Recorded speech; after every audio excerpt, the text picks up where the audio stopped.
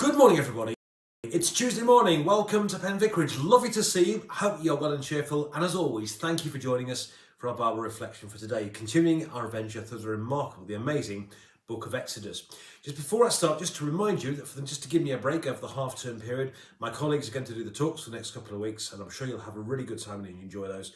But for the last one for me, for a couple of weeks, it's Exodus and chapter 14. Here goes.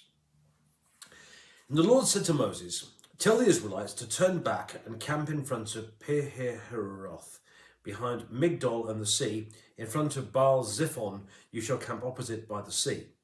Pharaoh will say of the Israelites, they are wandering aimlessly in the land. The wilderness has closed in on them. I will harden Pharaoh's heart, and he will pursue them, so I will gain glory for myself over Pharaoh and all his army. And the Egyptians shall know that I am the Lord." And they did so. When the king of Egypt was told that the people had fled, the minds of Pharaoh and his officials were changed towards the people. And they said, "What have we done, letting Israel leave our service?" So he had his chariot made ready, took his army with him. He took 600 picked chariots and all the other chariots of Egypt with officers over all of them. The Lord hardened the heart of Pharaoh, king of Egypt, and he pursued the Israelites, who were going out boldly. The Egyptians pursued them, all Pharaoh's horses and chariots, his chariot drivers and his army. They overtook them and camped by the sea, by Pi-hahiroth, in front of Baal-zephon. As Pharaoh drew near, the Israelites looked back, and there were the Egyptians advancing on them. In great fear, the Israelites cried out to the Lord. They said to Moses, "Was it because there were no graves in Egypt that you've taken us away to die in the wilderness? What have you done to us, bringing us out of Egypt? Is not this the very thing we told you in Egypt? Let us alone and let us serve the Egyptians. For it would have been better us to serve the Egyptians than to die in the wilderness." But Moses said to the people, "Do not be afraid. Stand firm and see the deliverance that the Lord will accomplish for you today. For the Egyptians whom you see today shall never see again. The Lord will fight for you, and you have only to keep still." The Lord said to Moses, "Why do you cry out to me? Tell the Israelites to go forward. But you lift up your staff and stretch out your hand over the sea and divide it, that the Israelites may go into the sea on dry ground. Then I will harden the hearts of Egyptians so they will go in after them, and I will gain glory for myself over Pharaoh and all his army, his chariots and his chariot drivers. And the Egyptians shall know that I am the Lord, when I have gained glory for myself over Pharaoh, his chariots and his chariot drivers." The angel of the Lord, who was going before the Israelite army, moved and went behind them, and the pillar of cloud moved in front of them and took its place behind them. It came between the army of Egypt and the army of Israel. So the cloud was there with the darkness and lit up the night. One did not come near the other all night. Then Moses stretched out his hand over the sea. The Lord drove the sea back by a strong east wind all night and turned the sea into dry land, and the waters were divided. The Israelites went into the sea on dry ground, the waters forming a wall for them on their right and on their left. The Egyptians pursued and went into the sea after them, all of Pharaoh's horses, chariots and chariot drivers. All the morning watch, the Lord in the pillar of fire and cloud looked down upon the Egyptian army and threw the Egyptian army into panic. He clogged their chariot wheels, so they turned with difficulty. The Egyptians said, "Let us flee from the Israelites, for the Lord is fighting for them against Egypt." And the Lord said to Moses, "Stretch out your hand over the sea, so the water may come back upon the Egyptians, upon their chariots and chariot drivers." So Moses stretched out his hand over the sea, and at dawn the sea returned to its normal depth. As the Egyptians fled before it, the Lord tossed the Egyptians into the sea. The waters returned and covered the chariots and the chariot drivers, the entire army of Pharaoh that had followed them into the sea. Not one of them remained. But the Israelites walked on dry ground through the sea, the waters forming a wall for them on their right and on their left. Thus the Lord saved Israel that day from the Egyptians, and Israel saw the Egyptians dead in the seashore. Israel saw the great work the Lord did against the Egyptians. So the people feared the Lord and believed in the Lord and in his servant Moses. And this is the word of the Lord. Thanks be to God.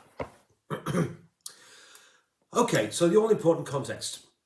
The Israelites have been slaves, horribly enslaved in Egypt for several years, about 80 years I think it was.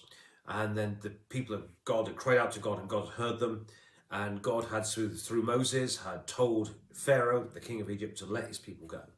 And finally, after various signs and various plagues, eventually Pharaoh relents and lets the people go. And then, of course, and then this morning, they go the next step. They go across the Red Sea, and the Israelites get through on the other side safely, and the Egyptians don't. And the rest of the day's history. I suppose the first thing I want to talk about this morning is kind of, in a sense, I'm not going to give you an answer to this, but just something for you to think about. One of the things Christians have always debated about is about free will or predestination. So some people would argue that we are free agents to do with our lives whatever we want to do with them. On the other hand, some people would say that God has will for our lives, and our lives are more like a bit like a train on a railway line. It's kind of told where to go. So on the one hand, some people believe in we have free will.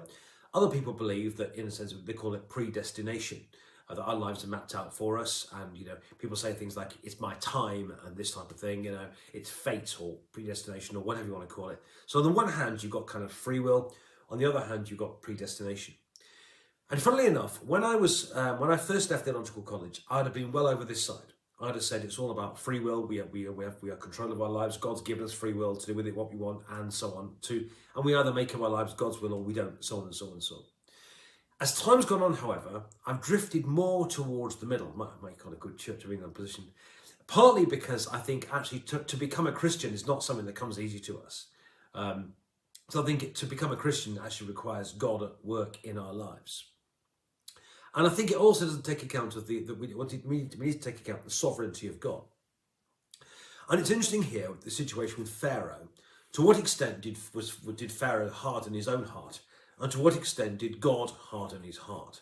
Because if God hardened his heart and then punished him for it, there are moral issues concerning that.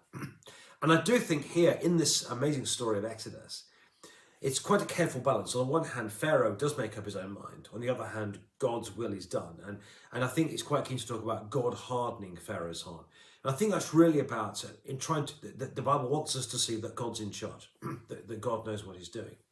It's also suggested that when it said Pharaoh, when God hardens someone's heart, in a sense what that means is he's just strengthened their resolve. So if their resolve is to do something, then that's increased. And it's something, if someone's resolved to do something else, then that is increased. So one could argue that what God was doing is simply increasing a hardness that was kind of already there. So I just think that for you to think about. I think that's quite interesting. I think the second interesting thing about the people is that bear in mind that God has just freed them from slavery. And they've seen signs, they've seen plagues, and they've been miraculously delivered. And already, their faith is already waning. They're already starting to complain. And I do think we see this pattern later, that people do that. And that people do complain very, very quickly with what happens. And that actually, I think what we need to do is to keep close to God and to keep reminding ourselves of God's sovereignty. I just think it's amazing how quickly, bear in mind all the things that these people have seen, already they are turning away from God. And there are people for whom God's done amazing things, whose faith drifts away. But actually we need to stay close to God in all that we do. So I think that's the second thing I want to say about that. Notice how quickly the people drift away, how quickly their faith dissipates, because they get frightened and they get, and they lose faith in God, despite having seen so much. And I think that there's a salutary lesson there that we need to stay close to God, and I think that's really, really important. I think the third thing about it is, in a sense, why does God do this, and what's the end result? God does this so that people will fear the Lord. And that at the beginning he says, I'll do it so that people fear the Lord. And at the end of the chapter, he says, and the people feared the Lord. And the people, and fear does not mean terror of God. Fear means that they honour God, that they respect God, that they give God his honour and his due. And to fear God does not mean to be terrified of God. It means to be in awe of God, to remember God's awesome power. And as I've said many times from this chair and from the pulpit, I think often these days we've got a little bit too close, cuddly with God in some ways. And I think it's tempting sometimes to forget the fact that, okay, he may be our heavenly daddy and all that's all absolutely fine and correct. But God is also big God who made heaven and earth, who is Lord of all, who reigns supreme over all things. And the same God and Father of our Lord Jesus Christ is the same God who did this work in Exodus as well, who acted so decisively, so convincingly, and so clearly and so powerfully here in Egypt to set his people free. So lots to think about this morning. Firstly, just have a think and think about yourself, about the whole predestination, so free will thing. It's Christians disagree about it, but I think it's an interesting point there. To what extent does God harden Pharaoh's heart? To what extent does Pharaoh harden his own heart? And to what extent could it be that God is actually simply, accentuating a hardness that's kind of already there? Secondly, notice how quickly the people turn away from God, despite having seen so many amazing things in such recent times. And thirdly, notice in the end that it points out that the people feared the Lord. The people then knew and rediscovered just what a great God we are. And let's remember that whilst we are close and intimate with God, let's also remember that God is transcendent. God's all-powerful, almighty, all-knowing. And the same God we worship today is the same God who did these things all those years ago. Friends, have a lovely rest of your day. Enjoy the talks from my good colleagues. I'm sure they'll be fantastic in the next few days as well. God bless you. Thanks for watching. Please share this message with your friends.